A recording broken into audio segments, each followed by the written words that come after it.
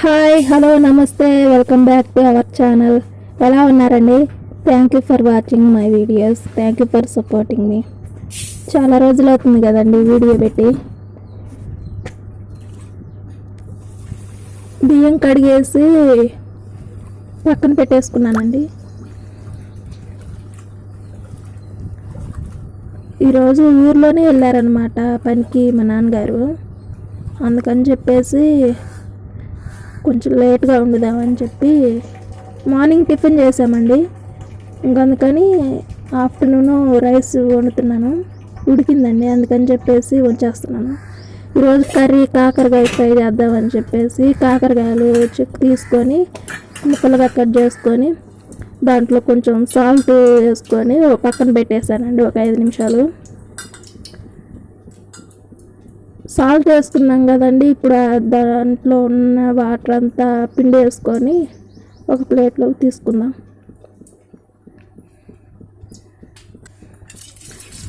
కొంచెం deep fry చేసుకుందామండి 50-50గా.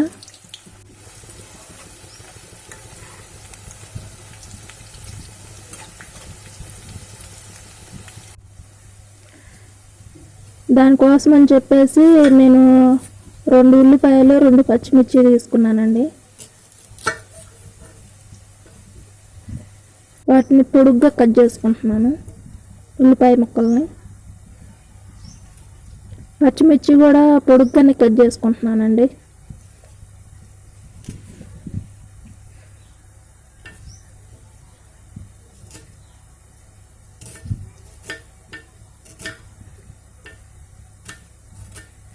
ఈ విధంగా కట్ చేసుకోవాలండి.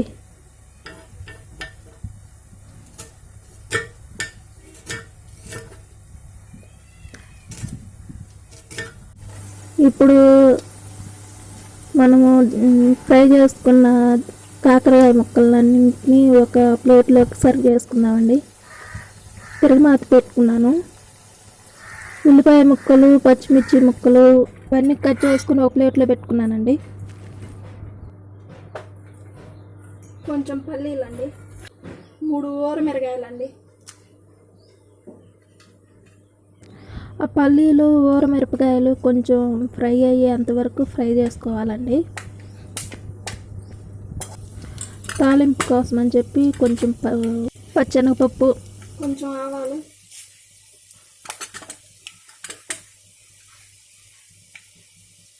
జీలకర్ర కొంచెం,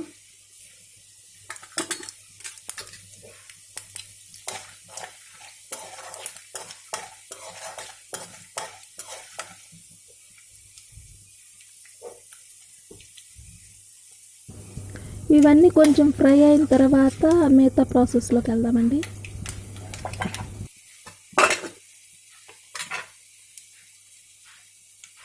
కొంచెం కరివేపాకండి,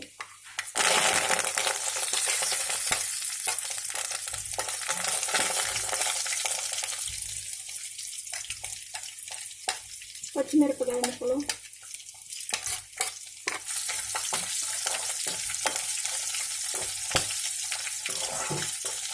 ఇప్పుడు ఉల్లిపాయలు కూడా వేసుకుంటున్నానండి. కొంచెం ఫ్రై అయ్యేంతవరకు ఫ్రై చేసుకోవాలి. కొంచెం సాల్ట్ కూడా వేసుకుంటున్నానండి, ఉల్లిపాయలు త్వరగా ఫ్రై అవుతాయని.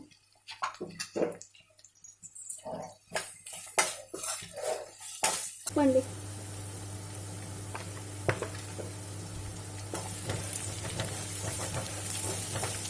ఇది ఫ్రై అయినాయండి. ఉల్లిపాయలు మరీ ఎక్కువగా ఫ్రై అయినా బాగోవు. ఇప్పుడు వేసుకుందామండి. ఓయ్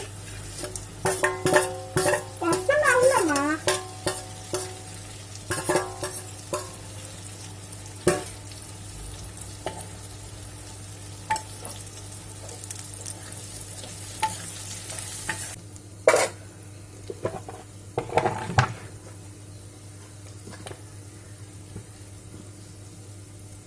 ఇప్పుడు ఒక స్పూన్ వచ్చేసి కారం అండి, ఇది నార్మల్ కారం అండి. కొంచెం ధనియాల పొడి,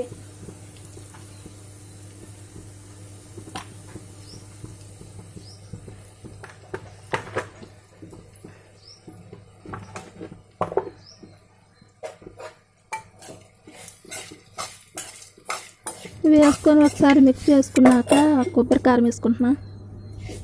ఈ కారం వేసుకుంటే కొంచెం రైస్లో కలుస్తుంది, టేస్ట్ కూడా బాగుంటుందండి. అందుకని చెప్పేసి కాకరకాయ కారం. ఈ వీడియో నచ్చితే లైక్ చేయండి, షేర్ చేయండి.